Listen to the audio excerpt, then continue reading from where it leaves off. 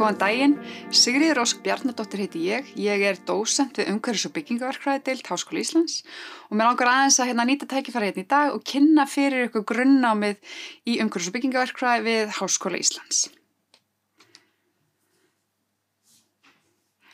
Hvert sem við förum og allt sem við lítum í kringum okkur þá sjáum við verk eftir umhverfis- og byggingaverkfræðinga. Við tökum þátt í því að móta náttúrulegt og byggt umhverfi með því að þróa og hanna hagkvæmar lausnir sem tryggja öryggi og stuðla að jákvæðum áhrifum á heilsu og umhverfi.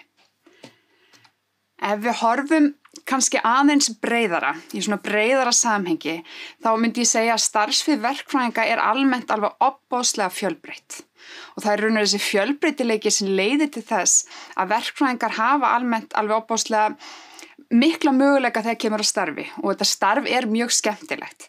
Það eru góðir tekjumöguleikar fyrir verkfræðinga almennt og það fylgir þessu starfi mikil ábyrgð og því mikill metnaður lagður í grunnnám umhverfis- og byggingaverkfræðinga.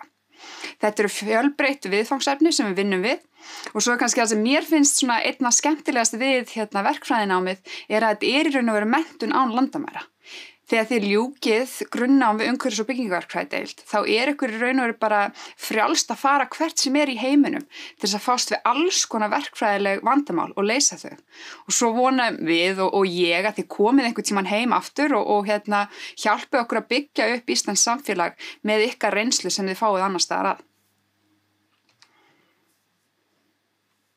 Það sem við erum að gera sem umhverfis- og byggingaverkfræðingar, við í raun og veru að nýta náttúruauðlindir í þágu samfélagsins.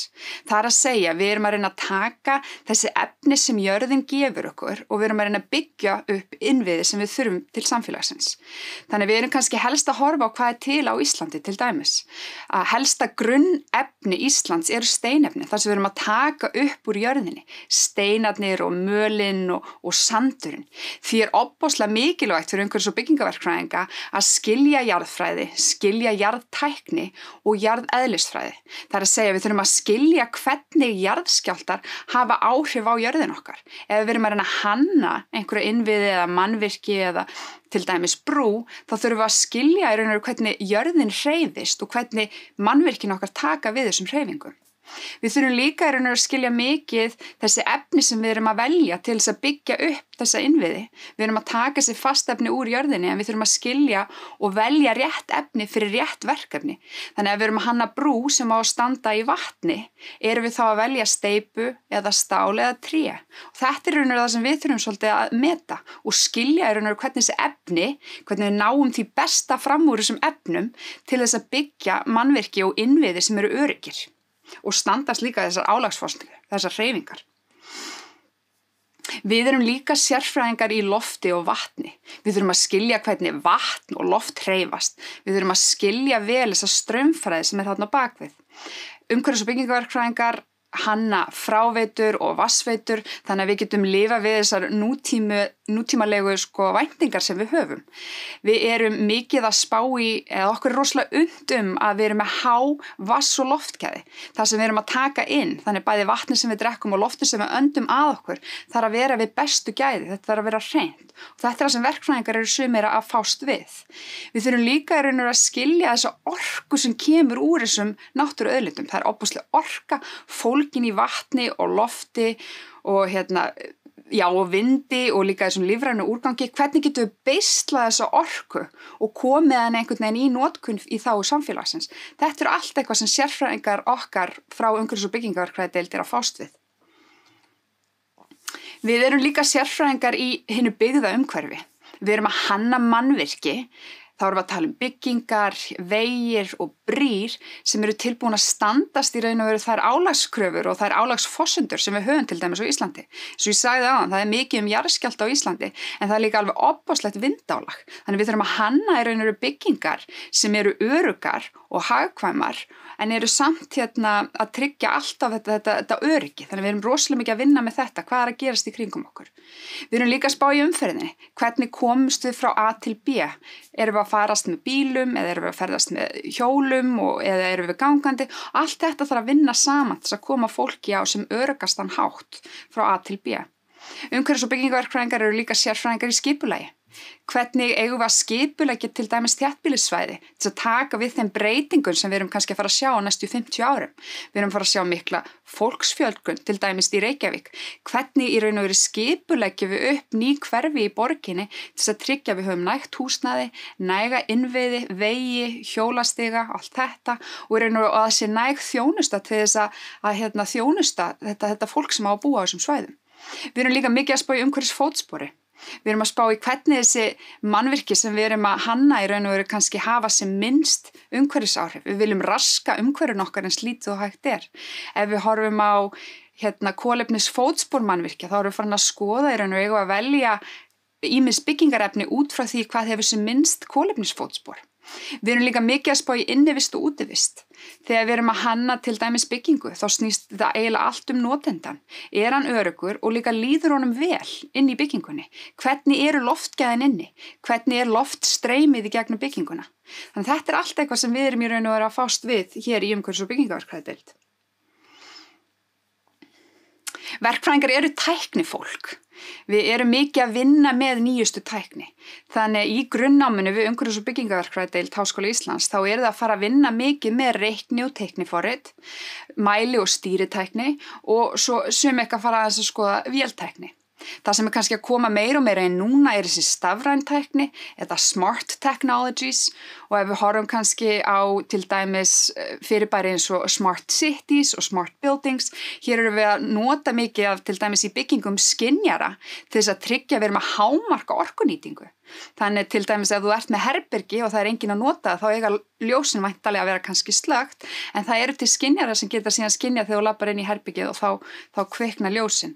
Þannig þetta tækni sem á eftir að notast meir og meir í því sem við erum að fást við í umhverfis- og byggingaverkfræðideild. Mikið af þessu stafrænu tækni og þetta að fara að aukast. Ef við tölum aðeins kannski bara námið sjálft, þetta 3 ára grunnnám. Það svona svolítið mikið að skyldufögum fyrstu 2 árin en svo á 3. ári hafið þið möguleika á töluverðu vali þar sem þið ná kannski aðeins að svona dýpka þekkingu ykkar á því fagsviði sem þið viljið fara á. BS-námi loknu tekur við 2 ára MS-nám. MS-námi við umhverfis- og byggingaverkfræðideild Háskóla Íslands mjög sveigjanlegt. Við bjóðum upp á verkefna stærðir sem annarkvort 1 ár eða hálft ár og eins eru ofboðslega miklu möguleika til skiptináms inn í MS-náminu. Þannig að þú getur kosið í raun og að fara erlendis í 1 ár og komið svo heim og skrifa lokaritgerðina þína eitthvað kannski sem sér Íslands viðfangsefni en þú kemur með þekkingu að annars staðar. Þannig að það alveg ofboðslega miklu möguleikar fólgnir í þessu 2 ára MS-námi við umhverfis- og byggingaverkfræðideild. Eftir þessi 5 ár þá hefur þú í raun og þau réttindi til að sækja starfsheiti verkfræðingur og starfsheiti verkfræðingur ákveðin viðurkenning að þú sér tilbúin að axla þá ábyrgð sem fylgir því að starfa sem verkfræðingur. Og svo í raun og veru gætirðu haldt áfram aðeins með þetta nám og farið í 3 ára doktorsnám. Eins og ég kannski búin að koma að, þá þetta bara alveg ofboðslega fjölbreytt. Þetta rosalega skemmtilegt nám og þetta eru skemmtileg störf sem taka við að námi loknu.